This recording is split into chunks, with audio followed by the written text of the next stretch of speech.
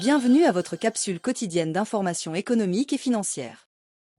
Selon la Banque de la République d'Haïti, le taux de référence du jour est de 130,85 gourdes pour un dollar américain. Le taux moyen d'acquisition, TMA, est de 131,74 gourdes.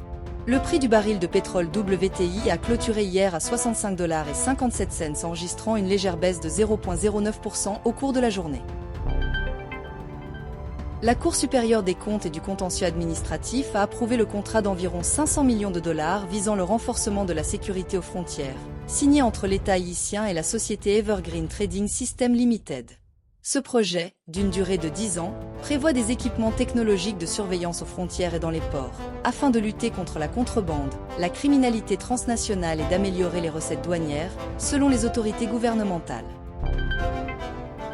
La Banque de la République d'Haïti met en garde contre les risques de la dollarisation dans un document sur la double circulation monétaire.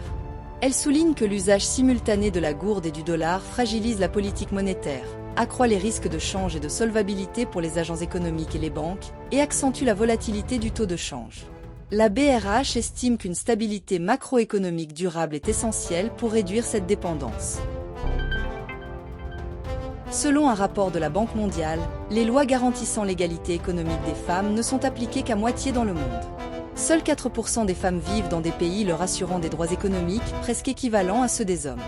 Malgré des avancées législatives, l'application reste insuffisante, limitant la participation des femmes à l'économie et freinant le potentiel de croissance, d'emploi et de prospérité à l'échelle mondiale.